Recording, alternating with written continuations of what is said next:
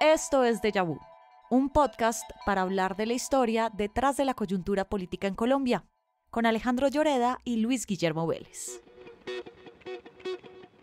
Hoy, ¿qué fue la séptima papeleta y cómo cambió al país? Bienvenidos.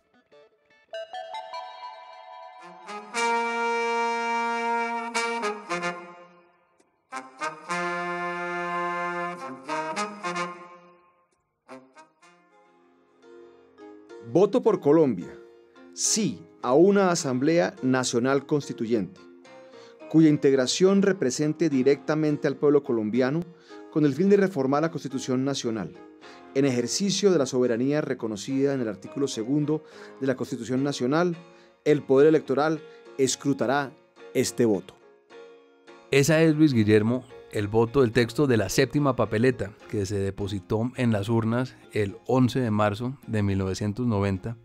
Yo no alcancé a depositar esa papeleta, tenía 4 años en ese momento, pero entiendo, Luis Guillermo, que usted sí la depositó y usted fue protagonista del movimiento de la séptima papeleta. Yo participé en el movimiento estudiantil en ese momento. Fue una época muy interesante, una época muy difícil. Veníamos de los años 80 y del nefasto año, duro año 89, donde todas las crisis habían hecho convulsión, por así decirlo. Se habían asesinado 3 candidatos presidenciales, había muerto Luis Carlos Galán, Eduardo Pizarro, Bernardo Jaramillo Osa. Estaba la bomba al Espectador, la bomba al DAS, exactamente, la bomba al vuelo de Avianca. Una amenaza narcoterrorista brutal. Hay un libro de María Elvira Samper cuyo título es El año 1989, y es pues un año que es un parteaguas. Uno podría decir que es parecido al año 48, y toda esa situación que se veía tan caldeada, pues generó un movimiento espontáneo por parte de los estudiantes de las universidades, principalmente de Bogotá, pero después de todo el país, que llevó a este proceso constituyente que es muy interesante, Alejandro. Pues hoy vamos a hacer algo un poco distinto en Déjà Vu. Hoy vamos a hacer lo que llaman historia del tiempo presente, historia contemporánea, porque estamos hablando de 1990. En los últimos episodios, Luis Guillermo, estuvimos en 1708, en la Guerra de la Sucesión Española. Entonces hoy vamos a estar hablando de un episodio que muchos de nuestros oyentes vivieron, algunos participaron como usted en este proceso, y es algo importante en este momento en que el tema de la constituyente está en boca de todo el mundo. ¿Cómo fue el proceso? En este momento en que el gobierno quiere convocar a una constituyente, es importante recordar cómo fue el proceso que convocó a la constituyente a la constitución de 1991, cómo fue el proceso de la séptima papeleta que llevó a la elección de la constituyente. Mire, Alejandro, el tema principal acá es que veníamos con un marco constitucional que se había redactado en el siglo XIX, que era el de la Constitución del año 86, redactada por Núñez y por Caro. Era una constitución conservadora que de todas maneras había tenido unas reformas muy importantes. Usted recordará que aquí hemos hablado de la constituyente del 1910, que fue muy importante. En ese momento Carlos R. Restrepo recortó el periodo presidencial de 6 a 4 años, prohibió la reelección, eliminó la figura del vicepresidente. Había sido una constituyente bastante incluyente y había sido tal vez el tratado de paz poco dilatado de la Guerra de los 1000 días. Después vino la reforma del 36, que fue muy importante, de nuestro amigo Alfonso López Pumarejo, una reforma del 45, una reforma muy importante administrativa de Carlos Lleras en el 68. No, en el 77 López Michelsen intenta reformar la justicia, y esto sí es un déjà vu para todos los gobernantes que desde entonces han tratado de reformar la justicia. Fracasó, la Corte lo tumbó. Porque la Corte, digamos, no quería que la reformaran en cierta medida. Y en ese ¿no? momento la Corte Constitucional no existía, era la Sala Constitucional de la Corte Suprema de Justicia la que tumbó el intento de López Michelsen y de Turbay de reformar la justicia. Estamos hablando de presidentes poderosísimos, post Frente Nacional, pero presidentes que nombraban pues, los gobernadores, los alcaldes, obviamente pues todo su gabinete, pero tenían una presencia, una inherencia política realmente casi que imperial, uno podría decir. Y de todas maneras, los iniciativas de cambio de López y de Turbay fueron digamos, evitadas, bloqueadas por la Corte Suprema de Justicia. Y en este momento, a finales de los 80, los politólogos comenzaron a hablar de un sistema bloqueado, que el sistema político colombiano no tenía una manera de reformarse a sí mismo. Entonces uno ve muchos artículos de la época de politólogos como por ejemplo Fernando Cepeda, quien sería el padre de un protagonista del cual vamos a hablar ahorita, que es Manuel José Cepeda, que hablaban de una sociedad bloqueada y todos estaban buscando una manera de poder reformar la Constitución de Núñez. Así es, digamos que este es el post-Frente Nacional. El sistema político no solamente está o consideran que está bloqueado, sino que además está clientelizado. Hay un dominio muy importante, muy poderoso, casi que difícil de comprender hoy en día, de la clase política regional. Los caciques políticos regionales eran increíblemente poderosos y no se movía. Era difícil hacer cambios, era difícil hacer reformas. Están atornillados en sus cargos políticos, y esto pues había generado una preocupación muy importante en el país. Y en el 1988 el gobierno de Virgilio Barco hace un intento por reformar la Constitución. En febrero convoca lo que él llama el Acuerdo de la Casa de Nariño, es un acuerdo con los principales partidos para convocar un referendo a finales del 88 para reformar la Constitución. Ese referendo otra vez lo tumban las Cortes. El 4 de abril del 88 el Consejo de Estado declara inconstitucional ese referendo. Entonces otra vez más se veía que estaba bloqueado el sistema para reformar la Constitución. En julio el gobierno decide presentar a consideración del Congreso un proyecto de reforma constitucional, pero ese proyecto no va a tener un feliz desenlace. Así es, Alejandro, porque la Corte lo que decía es, miren, la única manera de cambiar la Constitución es a través del Congreso. En el manual de reglas de juego de cambio de la Constitución dice que solamente se puede cambiar con un trámite de un acto legislativo en el Congreso. Aquí no puede haber un referendo, aquí no puede haber una constituyente, aquí no puede haber nada de eso. Es solamente a través del Congreso, y por eso había tumbado estas medidas en el 77 y 79 y este referendo que usted cita del gobierno Barco. Ahora hay que dejar algo muy claro, y es que Barco había sido elegido por la misma clase política que ahora él, que ahora él cuestionaba. El gobierno de Barco había sido un gobierno de partido. El Partido Liberal, había realmente dos partidos en Colombia. Había partidos minoritarios pero muy pequeños. El Partido Liberal tenía en ese momento el 60% del Congreso. Y de todas maneras, él era consciente de que esta clase política no dejaba hacer unas reformas de modernización que eran necesarias. Pero esa reforma constitucional que comenzó a cursar por el Congreso le colgaron lo que se llamó después el narcomico. Es decir, el cartel de Medellín, que en ese momento estaba en su máximo apogeo, a través de parlamentarios amigos, le meten a ese proyecto de reforma constitucional una prohibición de la extradición.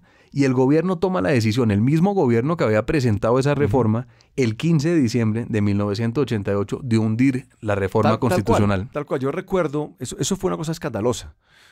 Habían traído una figura novedosa, que era la figura de una fiscalía como la que existía en Estados Unidos, que fuera un ente investigador y que pudiera llevar acciones penales.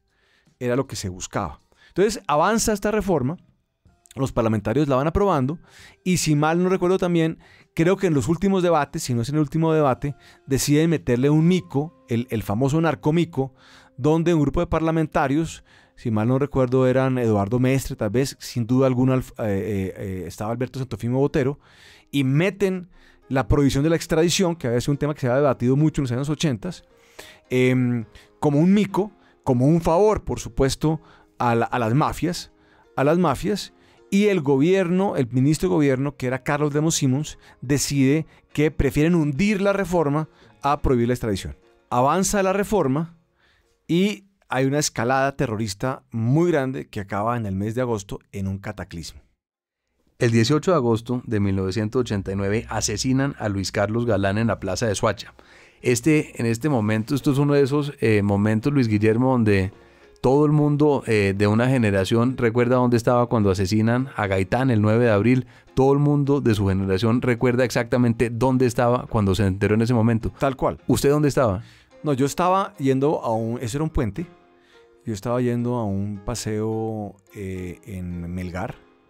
Yo alcancé a pasar por Soacha cuando vi los carros, inclusive de Galán, la comitiva entrando a Soacha. Tal vez eso debió haber sido por ahí a las 6 de la tarde que estaban entrando para ese evento.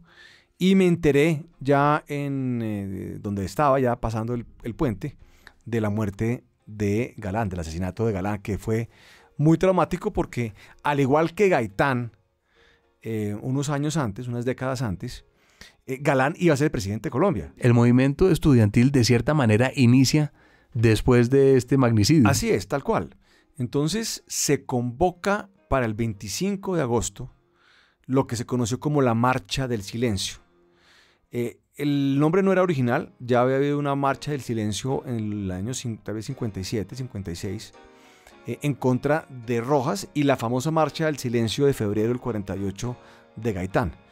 Entonces salimos a marchar de las universidades, salieron de todas las universidades de Bogotá, las universidades públicas se sumaron un poco después en esta marcha, y todas fueron, digamos, coincidiendo o siendo convocadas al cementerio central. Allí fuimos llegando, eran miles de estudiantes, y se fue consolidando. Entonces la gente decía, bueno, entonces marchamos, y ¿ahora qué sigue después? Entonces se empezó a gestar un movimiento estudiantil. Todavía es tiempo para salvar a Colombia, tal vez era el nombre. Sí, aún podemos salvar a Colombia. Salvar a Colombia. Y se fue organizando en las universidades. Las dos que fueron centrales para esta organización política fueron la Universidad Javeriana y sobre todo la Universidad del Rosario. La decana de ese entonces, la doctora Marcela Monroy, se montó muy rápido en la idea de un movimiento estudiantil para hacer algo para poder encauzar el país. Y ese algo fue una idea novedosa que se venía trabajando por algunos jóvenes profesores de Derecho Constitucional que tenían una idea de cómo hacer una reforma constitucional en el marco de una constitución que no lo permitía. Aquí, para seguir en la cronología, tenemos que hacer una pausa en diciembre del 89, porque lo que sucede es que esta reforma de la cual usted estaba hablando se cae, la hunde el gobierno en diciembre, el 15 de diciembre del 89, por la inclusión del famoso narcomico. Sí, así es. Entonces se crea este movimiento de estudiantes y la esperanza estaba puesta en esta reforma constitucional que el gobierno estaba impulsando. Entonces, el año de 1990 arranca con el movimiento estudiantil buscando salidas, bajo el movimiento de la consigna de aún podemos salvar a Colombia. Y en esto, Luis Guillermo, me baso mucho en el libro de Fernando Carrillo, el 4 de julio de 1991, que hace un recuento de toda esta época. Los estudiantes comienzan a evaluar distintas opciones para poder convocar a una constituyente, y Carrillo publica el 5 de febrero de 1990 un artículo en el periódico El Tiempo proponiendo un mecanismo de una séptima papeleta. Y esta idea que se tenía de crear un movimiento ciudadano de base, de eventualmente convocatoria del constituyente primario, que eso, digamos, es un elemento de la teoría constitucional, para, mediante un hecho político, poder generar el ambiente para que se convocara una asamblea constituyente. La constitución de ese entonces, como decíamos, no contemplaba esa figura, era solamente a través del Congreso que se podía hacer una reforma constitucional. Entonces era, pues, un poco pensar afuera de la caja. Y los que venían impulsando esa idea eran dos mentes jurídicas ya después muy conocidas, pero pues en ese momento muy innovadoras, que eran Fernando Carrillo y Manuel José Cepeda, quien trabajaba en ese momento inclusive como asesor del presidente Barco. Entonces se tiene la idea de aprovechar las elecciones del 11 de marzo del 90, que eran las elecciones de Cámara y Senado de corporaciones públicas y entes territoriales. Habían alcaldes, también una consulta popular. Habían 6 papeletas que se iban a depositar ese día, y la idea era de introducir una séptima papeleta, una papeleta adicional, la que usted leyó para abrir el episodio, para generar un hecho político que llevara a la convocatoria de una Asamblea Nacional Constituyente. Sí, así es. Se votaba en ese entonces, en ese momento, no con tarjetón. El tarjetón se estrenaría en la siguiente elección, que era la elección presidencial del mes de mayo, y lo que hacía la gente para votar es que introducía una papeleta con el nombre del candidato, con la lista del candidato correspondiente. A mí me asombra, Luis Guillermo, la velocidad con la cual este movimiento, es decir, logró un consenso nacional. Estamos hablando que a comienzos de febrero se comienza a socializar la idea.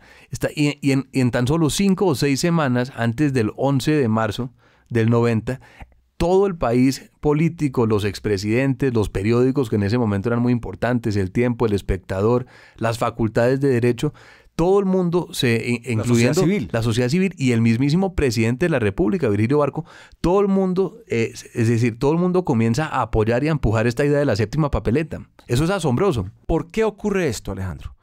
Porque había un consenso muy extendido en la sociedad colombiana a todos los niveles, de que era necesario un cambio profundo de la estructura del sistema. Ese consenso existía, era casi unánime.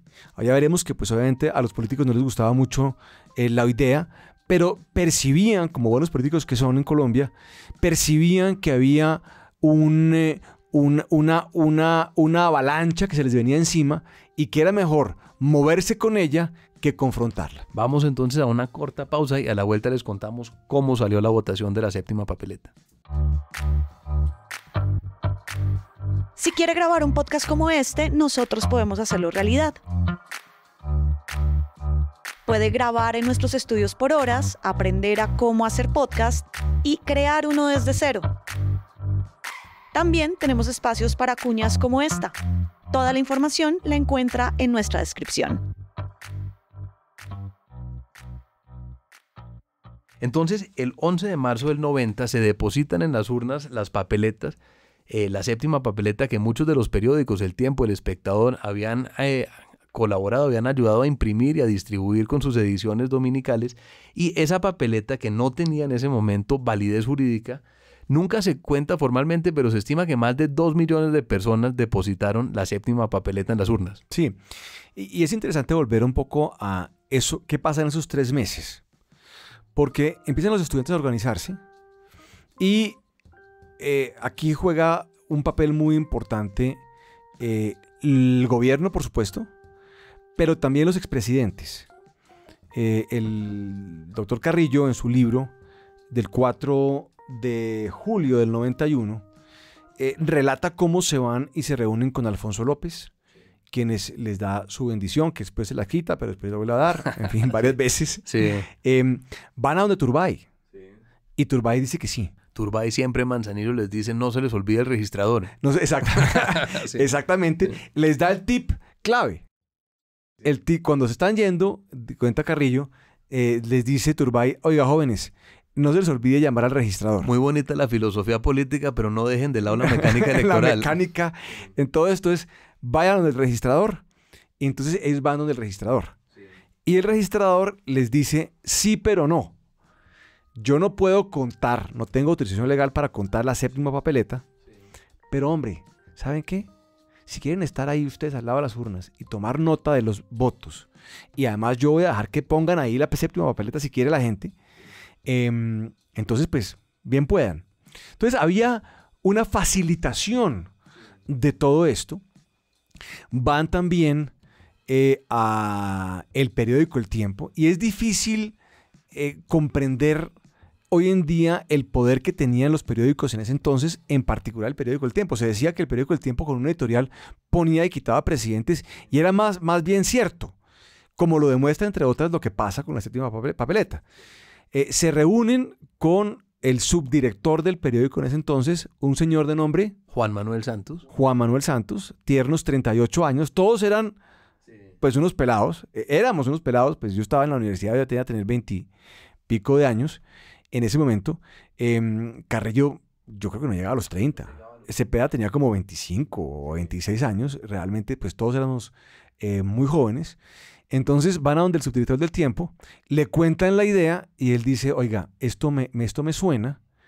Le permiten a Carrillo introducir un editorial que genera mucho impacto sobre la idea esta de la convocatoria espontánea del pueblo colombiano, del constituyente primario, Y después el periódico El Tiempo, ya estamos hablando tal vez del mes de febrero, decide, saca un editorial donde dice, por ahí es la cosa.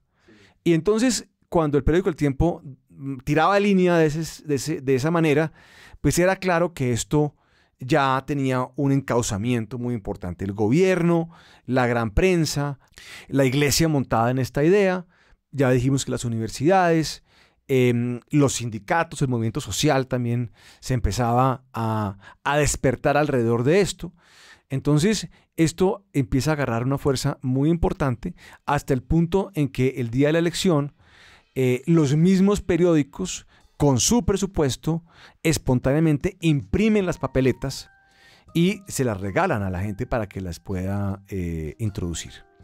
Más o menos entonces 2 millones de papeletas depositadas ese 11 de marzo. Esto genera un hecho político grandísimo. Y el gobierno, porque es muy importante también decir aquí que esto tenía el apoyo del gobierno Barco en su momento, un par de meses después, en mayo, expide un decreto de estado de sitio donde entonces le pide a la registraduría, la autoriza para contar los votos depositados a favor de una Asamblea Nacional Constituyente que se iban a convocar en las elecciones del 27 de mayo. El 27 de mayo eran las elecciones presidenciales y ese mismo día se le preguntó a los colombianos si querían una Asamblea Nacional Constituyente o no. Entonces, el gobierno de Barco, haciendo uso del estado de sitio que estaba declarado en ese momento, por cuenta del narcoterrorismo del año anterior y de lo que seguía todavía, entonces decide que va a expedir un decreto donde pide contar ya no la séptima papeleta que se había depositado en el 11 de marzo, sino para la elección del 27 de mayo, pide contar ya no papeleta, sino un tarjetón con la convocatoria. Y eso es trascendente porque es una pieza clave jurídica, que es la que obviamente habilita al registrador para hacer la impresión del tarjetón correspondiente, pero ese decreto es demandado y la Corte Suprema de Justicia toma una decisión fundamental. El 24 de mayo, la Sala Constitucional de la Corte Suprema de Justicia declara que el decreto para contar los votos es exequible y reitera que, y aquí abro comillas, el acto constituyente escapa a cualquier delimitación establecido por el orden jurídico anterior. Así es. Yo recuerdo una portada de la revista Semana con una foto de un tigre rugiendo y dice, se soltó el tigre. Se escapó del zoológico. Se escapó del zoológico. Aquí ya con la Corte lo que está diciendo, y era muy lógico desde el punto de vista jurídico, dice, a ver, si ustedes van a convocar al pueblo colombiano, al constituyente primario, para que se convoque una asamblea para cambiar la constitución, pues si ese pueblo está convocado, no lo puede limitar. Usted no lo puede limitar. ¿No? Y en esas elecciones del 27 de mayo, el sí gana por una cantidad de votos, Luis Guillermo, abrumadora. Son 5 millones o más de 5 millones de votos por el sí. Gana con casi el 90%. No, pues, no, más del 90%. Eso le da una legitimidad gigantesca. Entonces, bueno, gana el candidato del Partido Liberal, también en todo el país, no pierde ningún departamento, que es César Gaviria. Sí. Y César Gaviria había estado muy metido, había sido de esos políticos que se habían montado en la idea de la séptima papeleta desde el principio. Sí. Y el mandato que recibe Gaviria es por una constituyente. Es decir, claro, Gaviria no había firmado en mármol en ningún lado que no iba a convocar constituyentes. Al contrario, Gaviria gana, claro, lo que llaman los americanos un landslide election, sí, con base en el apoyo a la constituyente. Claro. Pero además en esa elección donde a él lo eligen por, no recuerdo muy bien, si 2,5 o 2,9 millones de votos, la constituyente saca 5 millones de votos, mucho más que él. Entonces, esta idea es una idea donde ya el consenso es prácticamente total. Carrillo cuenta que en el empalme, después de la elección y antes de la posesión del 7 de agosto, todo el equipo Gaviria estaba en modo constituyente. Entonces todas las reuniones de empalme se trataban era de ya hacer la filigrana jurídica para convocar la constituyente, para convocar las elecciones a la constituyente, porque también parte de lo que había sido aprobado el 27 de mayo es que la constituyente se iba a convocar de manera democrática, no de manera federal con unos delegatarios como había sido la constitución del 86 o que los departamentos envíen a unos constituyentes como en los casos no eran federales. cabildos como los de ahora, ¿no? No era con cabildos abiertos, no era con delegatarios, esto era una elección que pues se iba a convocar Popular. más adelante, popular, para el 9 de diciembre. Pero entonces el gobierno de Gaviria llega el 7 de agosto del 90 con un mandato gigantesco para organizar esta constituyente. Él nombra a estos dos personajes muy jóvenes que hemos mencionado, Fernando Carrillo y Manuel José Cepeda, como sus asesores presidenciales encargados de este tema, y comienzan ya a aterrizar todos estos acuerdos, a aterrizar toda esta filigrana jurídica para convocar. Así es. Y entonces se da la elección del 9 de diciembre. Aquí hay un tema importante, y es que el M-19, que era un movimiento guerrillero bastante poderoso, se había desmovilizado en el mes de marzo del 90. Se habían entregado las armas y se habían incorporado. Y el M-19, como parte de ese proceso de movilización, se monta también en el tema constituyente. Y yo creo que parte de lo que hacen los negociadores de paz, entre ellos Rafael Pardo, por ejemplo, que era el que llevaba la negociación, es acelerar la negociación con el M-19 para meterlos en el movimiento, digamos, de reforma constitucional, Sí. que no era parte de los acuerdos, hay que decirlo muy claramente. Esto ocurre paralelamente. Sí, exactamente. Pero ellos aprovechan la coyuntura. Entonces, en esta elección del 9 de diciembre, se establece que serán 70 constituyentes que serán elegidos con, pues como se elige al Senado, básicamente, con el cociente electoral. Y los partidos políticos se montan, o decir, la clase política se monta de entrada. Hay un requisito que se plantea, y es que los parlamentarios que habían sido elegidos en marzo no podían ser constituyentes, tienen que ser diferentes. Y eso pues ya empieza con una ruptura, una cierta ruptura con la clase política, pero de todas maneras estos señores se montan en la cosa. Y hay un resultado.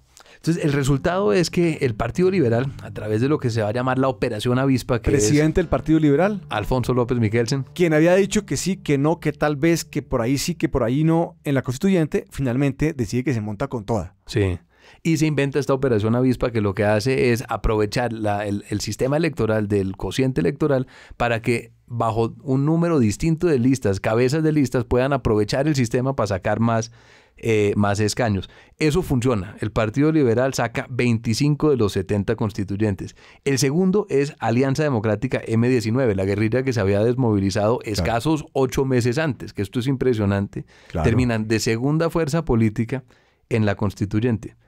Tercero, Movimiento de Salvación Nacional. Esto Álvaro es Gómez. Álvaro Gómez con 11.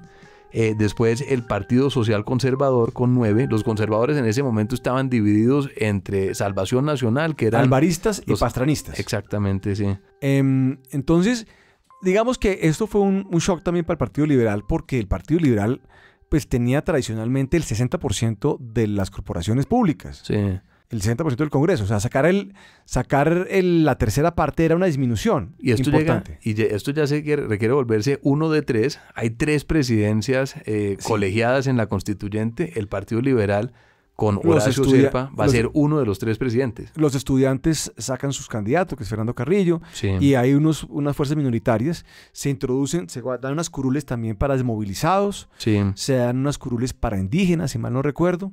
Es muy importante. Había 2 curules reservadas para grupos al margen de la ley, pero las FARC y el ELN toman la decisión de no participar en el proceso. Las FARC dicen que ellos participan, pero con la condición que les den la mitad de las curules de la constituyente. Ah, ok.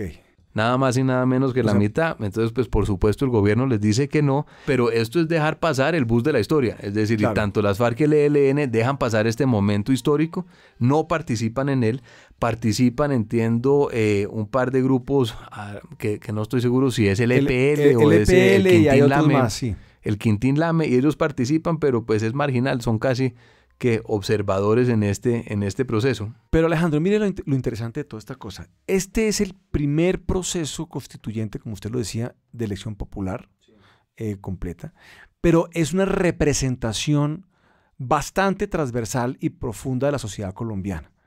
O sea, una tercera parte de estas personas venían de grupos de izquierda, de grupos guerrilleros desmovilizados. O sea, esto no era menor, esto no era una cosa marginal. Se eligen 3 presidentes: Antonio Navarro Wolf, Álvaro Gómez y Horacio Serpa, nombre del Partido Liberal, y se da una deliberación muy, muy importante, muy profunda, muy democrática, donde se logra establecer, yo diría que un gran pacto, o sea, un gran contrato social. Esto es un, como dirían los norteamericanos, un constitutional compromise, de verdad. Y un tratado de paz, porque así también lo consideraba la Corte Suprema de Justicia. Esto también estaba visto en su momento como un tratado de paz de la sociedad colombiana. Esto también es parte del mismo lenguaje que el presidente Gustavo Petro está tratando de recrear en este momento, pero esta es la secuela a algo que ya sucedió. ¿Cómo era que decía Marx? Que la historia se repite primero como tragedia, después como farsa. Como farsa. Sí, en este caso no creo que haya sido una tragedia, pero sí creo que lo actual puede ser considerado una farsa. Tal cual, porque daría la impresión que intentan remedar un poco el movimiento de la séptima papeleta, se intenta remedar esta idea de un país representado en una asamblea constituyente, pero es una caricatura. Lo del 91 no fue una caricatura, Alejandro, fue una cosa muy en serio. Y además muy en serio y muy profunda, porque parte de este pacto fue el siguiente, es introducir una carta de derechos muy extensa,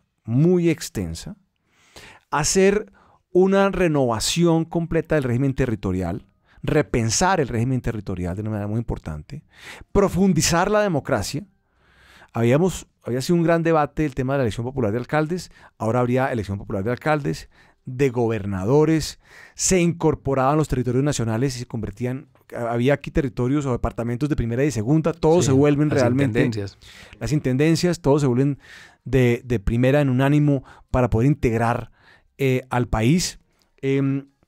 Recientemente, y se extienden todas las derechos sociales. El mecanismo de la tutela se introduce en materia económica, la independencia del Banco Central, que es importantísimo, claro, como nos comentó Juan José Chavarría en un episodio pasado. Entonces, los que tenían un enfoque de integración, de progreso social, de justicia social, logran unos avances muy, muy importantes. Y la tecnocracia económica, que quería modernizar la economía del país, también logra avances importantes. Uno de ellos es el Banco de la República, o su independencia, más bien, y una serie de instituciones económicas que quedan plasmadas en la Constitución. Se crea la Fiscalía, se establece la Fiscalía, se hace realidad, y además también se crea una Corte Constitucional cuyo objetivo era la modernización constante, por así decirlo, de la Constitución en el tiempo, que no fuera a pasar lo que ha pasado con la Constitución del 86. Entonces se da un proceso de gran concertación en todo esto. Es un proceso pacífico, es un proceso con debates muy serios, muy concienzudos. Ministro de Gobierno, en ese momento, Humberto de la Calle. Y juega un papel absolutamente fundamental en conducir la constituyente.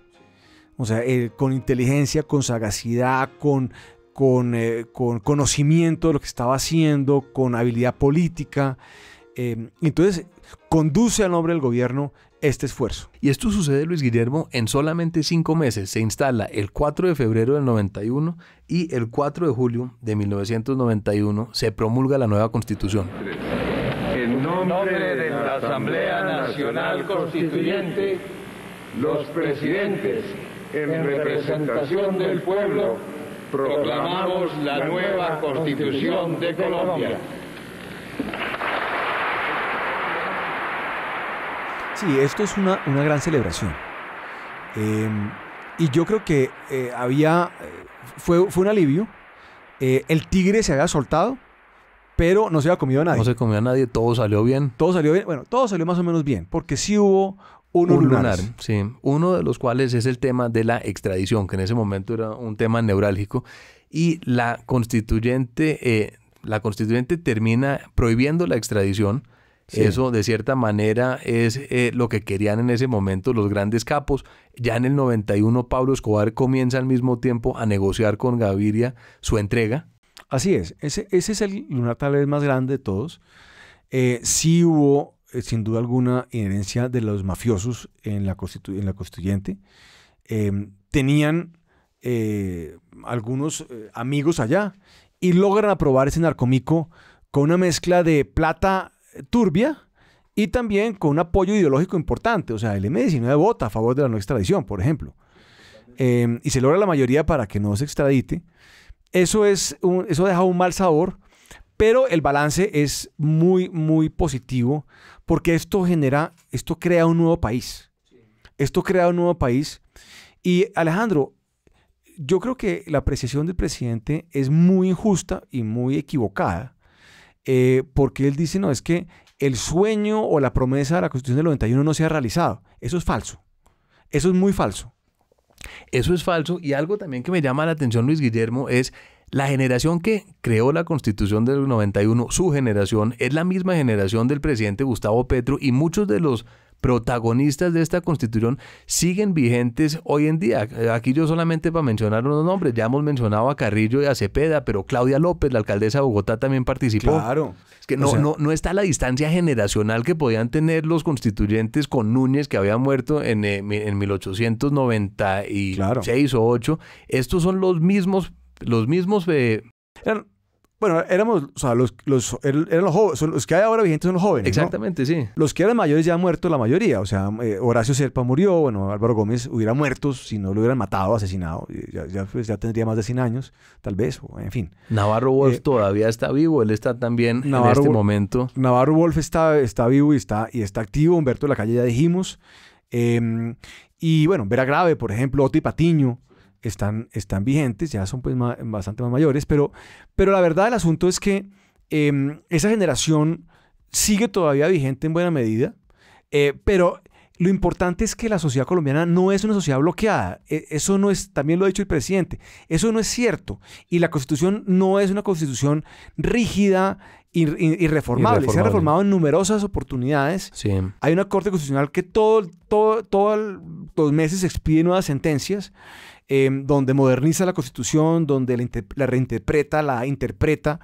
Tenemos el mecanismo de la tutela, que es un mecanismo que llevó la justicia a la gente y que es un mecanismo de equidad social indiscutible. Entonces, asemejar la situación actual, donde a un gobierno se le hunde una mala reforma con un bloqueo institucional, pues comparado con desde el año 89, pues es, por decirlo de alguna manera, no tan dura, pues bastante pendejo. Coincido plenamente, Luis Guillermo, y con esto nos despedimos. Esto ha sido Déjà Vu. Mi nombre es Alejandro Lloreda. Y yo soy Luis Guillermo Vélez y los esperamos en un próximo episodio de nuestro podcast Déjà Vu. Muchas gracias. Déjà Vu es un producto de La Silla Podcast. Grabado en los estudios de La Silla Vacía. Escrito y dirigido por Luis Guillermo Vélez y Alejandro Lloreda. Producido y mezclado por Fernando Cruz y la coordinación de Tatiana Duque. Cada 15 días, un nuevo episodio en su plataforma preferida. Gracias por escuchar.